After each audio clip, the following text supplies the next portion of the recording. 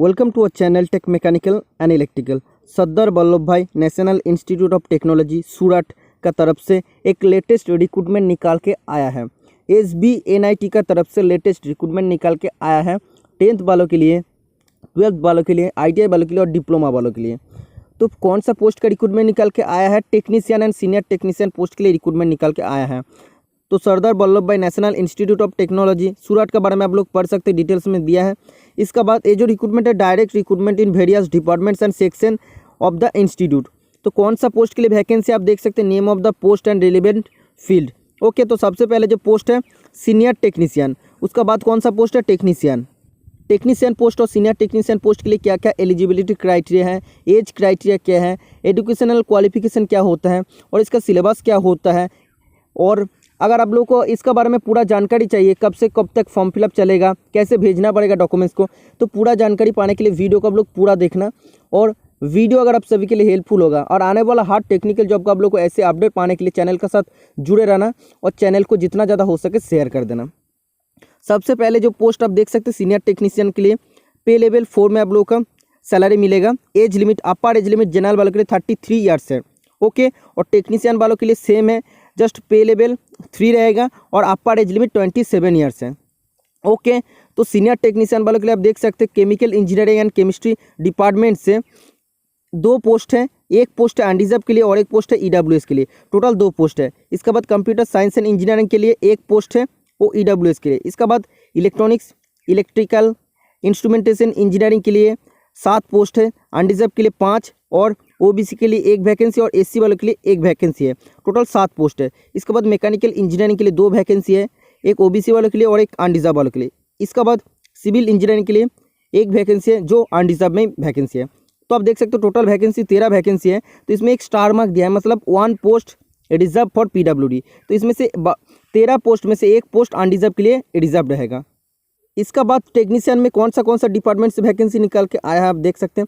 Chemical engineering and chemistry department से 3 vacancy निकल के आया है, एक अनरिजर्व वालों के लिए और एक SC वालों के लिए और एक OBC वालों के लिए। इसके बाद कंप्यूटर साइंस एंड इंजीनियरिंग वालों के लिए 8 वैकेंसी निकल के आया है, 5 वैकेंसी अनरिजर्व वालों के लिए, 1 वैकेंसी OBC के लिए और 1 वैकेंसी EWS वालों के लिए। इसके बाद इलेक्ट्रॉनिक्स इलेक्ट्रिकल इंस्ट्रूमेंटेशन इंजीनियरिंग के लिए 9 वैकेंसी है, 4 वैकेंसी अनरिजर्व वालों के लिए और 4 वैकेंसी OBC वालों के लिए और 1 वैकेंसी EWS वालों के लिए। इसके बाद मैकेनिकल इंजीनियरिंग में 3 पोस्ट हैं, 2 अनरिजर्व के लिए और एक OBC वालों के लिए। इसके बाद सिविल इंजीनियरिंग में 2 पोस्ट हैं, एक अनरिजर्व के लिए और एक SC वालों के लिए। इसमें टोटल 25 पोस्ट हैं, तो इसमें से 1 पोस्ट PWD कैंडिडेट के लिए रिजर्व है। इसका बाद आप देख सकते हैं लिखा है the eligibility criteria for the above post. जो भी पोस्ट है तो उसका eligibility criteria, online application form, education qualification, experience चाहिए कि नहीं चाहिए, specialisation and other requirements and terms and condition के बारे में जानने के लिए ये जो ऑफिशियल वेबसाइट है इस पर आप लोग विजिट कर सकते हैं। जो भी कैंडिडेट इसमें इंटरेस्टेड होंगे वो सभी कैंडिडेट को ऑनलाइन एप्लीकेशन करना पड़ेगा।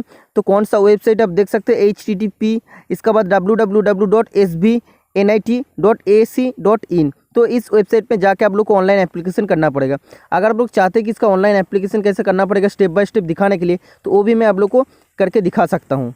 ऑनलाइन एप्लीकेशन करने का लास्ट डेट कब है? 26 अप्रैल 2021, मतलब 26 अप्रैल शाम 5 बजे से पहले आप लोग को अप्लाई करना पड़ेगा। इसका बाद ऑनलाइन एप्लीकेशन करने के बाद ऑनलाइन एप्लीकेशन फॉर्म को प्रिंट आउट करके सपोर्टिंग डॉक्यूमेंट्स के साथ आप लोग को भेजना पड़ेगा। तो कब तक भेजना पड़ेगा आप देख सकते हैं, 6 मई 2021, मतलब 6 मई के अंदर आप लोग को भेजना पड़ेगा। जो एड्रेस आप लोग को मैं अभी बताऊँगा उस एड्रेस में आप लोग को भेजना पड़ेगा। ऑनलाइन एप्लीकेशन करने के बाद ऑनलाइन एप्लीकेशन फॉर्म का प्रिंट आउट करके सपोर्टिंग डॉक्यूमेंट्स के साथ आप लोग को जब भेजना पड़ेगा, तब एनवेलप का ऊपर आप लोग को लिखना पड़ेगा, ये जो लास्ट लाइन में लिखा है application for the post of.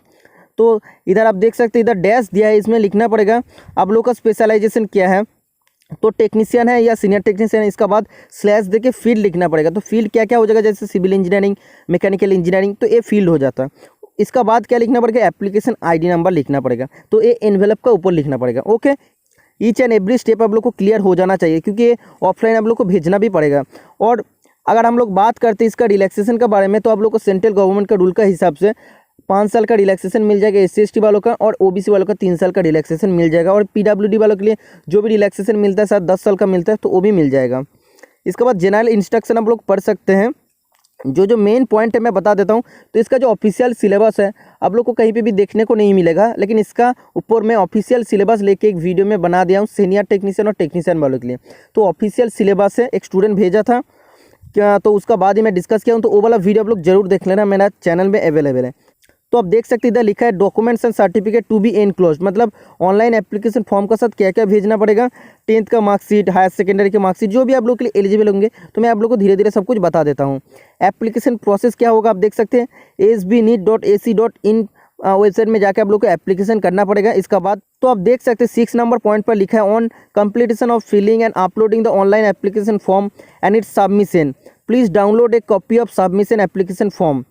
मतलब ऑनलाइन एप्लीकेशन फॉर्म कंप्लीट होने के बाद जब आप लोग का सबमिट हो जाएगा तो सबमिटेड एप्लीकेशन फॉर्म को प्रिंट आउट करके ऑल सर्टिफिकेट के साथ सेल्फ अटेस्टेड आप लोग को करना पड़ेगा, जो भी सर्टिफिकेट रहेगा। तो सेल्फ अटेस्टेड करने के बाद आप लोग को कौन सा एड्रेस पर भेजना पड़ेगा, to the deputy registered, bracket में लिखना पड़ेगा establishment comma Sardar Vallabh Bhai national institute of technology SBNIT, जो भी एड्रेस दिया इसका बाद आप देख सकते इच्छानाथ दुमास रोड सूरत। तो पिन नंबर आप लोग को लिखना पड़ेगा, इसके बाद कॉमा गुजरात। तो आप लोग स्पीड पोस्ट नहीं तो रजिस्टर पोस्ट करके आप लोग भेज सकते हैं। तो आप लोग सबसे अच्छा होगा स्पीड पोस्ट करके भेज देना, ठीक है। तो लास्ट डेट से पहले आप लोग को भेज देना पड़ेगा।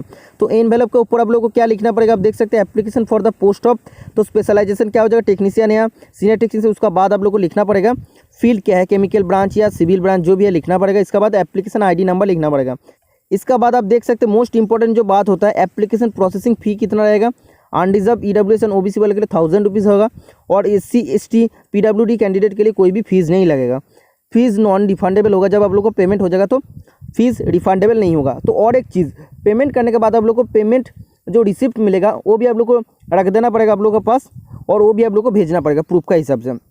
इसका बाद आप देख सकते हैं कब से कब तक आप लोग अप्लाई कर सकते हैं, 16 मार्च से, मतलब 16 मार्च से एप्लीकेशन स्टार्ट हो गया, 26 अप्रैल तक आप लोग अप्लाई कर सकते हैं शाम 5 बजे से पहले। और आप लोग को भेजना पड़ेगा डॉक्यूमेंट्स, हार्ड कॉपी आप लोग को भेजने का लास्ट डेट है 6 मई, ठीक है।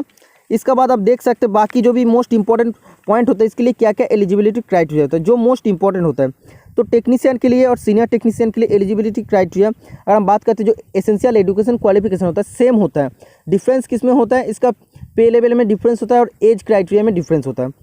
तो आप देख सकते हैं ग्रुप C का पोस्ट है।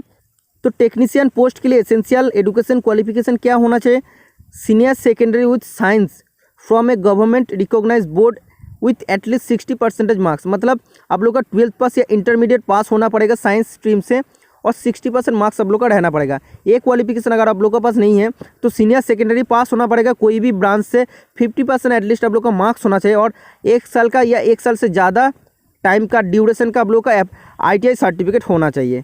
एप्रोप्रिएट ट्रेड में, तो एप्रोप्रिएट ट्रेड कौन सा होगा वो भी हम लोग को मैं दिखा दूंगा।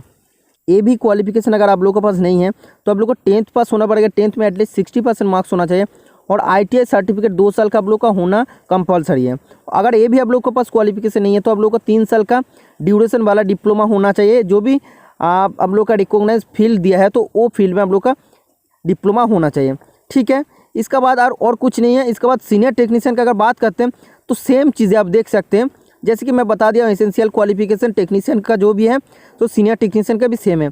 इसमें डिज़ायरेबल क्वालिफिकेशन मांगा है। डिज़ायरेबल क्वालिफिकेशन मतलब क्या है, ये अगर आप लोगों के पास है तो आप लोग के लिए अच्छा होगा। डिज़ायरेबल क्वालिफिकेशन क्या मांगा है, BA पास आप लोग का होना चाहिए, अगर नहीं है फिर भी आप लोग अप्लाई कर सकते हैं। Technician and senior technician post के लिए अलग अलग फील्ड है, जैसे chemical engineering, electrical engineering, mechanical engineering, computer engineering, civil engineering. तो अलग अलग इंजीनियरिंग या अलग अलग फील्ड में अलग अलग ITI ट्रेड एलिजिबल है। तो आप लोग को तो मैं बोल दिया कौन सा क्वालिफिकेशन आप लोग का चाहिए, तो क्वालिफिकेशन सेम रहेगा, लेकिन ITI का ट्रेड क्या क्या होगा वो मैं आप लोग को डिस्कस कर दूंगा, क्योंकि ये होता है ITI वालों के लिए मोस्ट इंपॉर्टेंट पॉइंट। तो आप देख सकते हैं केमिकल इंजीनियरिंग या केमिस्ट्री पोस्ट के लिए ITI का कौन सा ट्रेड होना चाहिए, केमिकल प्लांट या केमिस्ट्री या केमिकल आप लोग का ट्रेड से ITI होना पड़ेगा। इसके बाद कंप्यूटर इंजीनियरिंग एंड साइंस के लिए आप लोग देख सकते हैं कौन सा ट्रेड एलिजिबल है, कोपा ट्रेड एलिजिबल है। इसके बाद web design, software programming, hardware, tech and network and ADM trade eligible है, इंफॉर्मेशन टेक्नोलॉजी। तो ये सब ट्रेड एलिजिबल है। तो आप लोग PDF देख के पढ़ सकते हैं। तो आप लोग को मैं दिखा दूंगा, ये जो आप देख सकते हैं इसमें इलेक्ट्रिकल फील्ड में कौन सा ट्रेड एलिजिबल आप देख सकते हैं, instrument mechanic, instrumentation, electrical trade, wireman trade, electrician trade, electronics mechanic trade, electronic system man trade.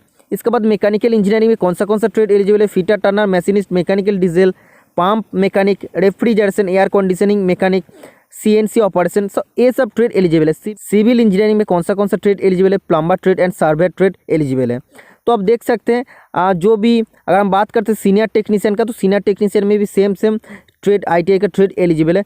तो आप लोग जो भी पोस्ट में चाहते हैं अप्लाई करना, तो आप लोग अप्लाई कर सकते हैं। आप लोग दोनों पोस्ट में अप्लाई कर सकते हैं, सीनियर टेक्नीशियन एंड टेक्नीशियन दोनों पोस्ट में आप लोग अप्लाई कर सकते हैं। तो अलग अलग एप्लीकेशन फ़ी आप लोग को पेमेंट करना पड़ेगा और अलग अलग आप लोग को डॉक्यूमेंट्स भी भेजना पड़ेगा, ठीक है। मतलब आप लोगों को तो जो एप्लीकेशन फॉर्म को भेजना पड़ेगा, तो अलग अलग आप लोग को भेजना पड़ेगा। तो सीनियर टेक्नीशियन एंड टेक्नीशियन दोनों पोस्ट में आप लोग अप्लाई कर सकते हैं। आप देख सकते हैं जो ट्रेड है, ट्रेड ITI वालों के लिए सेम रहेगा। ऑलमोस्ट ऑल ट्रेड इसमें अप्लाई कर सकते हैं। तो जो भी स्टूडेंट इसमें सूटेबल होंगे, अप्लाई करना चाहते हैं, इंटरेस्टेड कैंडिडेट है, वो सभी स्टूडेंट अप्लाई कर सकते हैं। बहुत ही अच्छा नौकरी है, तो ये डिपेंड करेगा आप लोगों का मर्जी का ऊपर। तो ये था आज का इंपॉर्टेंट इन्फॉर्मेशन जॉब अपडेट जो आप लोगों का साथ में शेयर किया हूँ। वीडियो अगर आप सभी के लिए हेल्पफुल हुआ है और आने वाला हार्ड टेक्निकल जॉब का आप लोग को पल पल का अपडेट पाने के लिए चैनल को जरूर सब्सक्राइब करके रखना। आज के लिए इतना ही, मिलते हैं नेक्स्ट में, बाय बाय।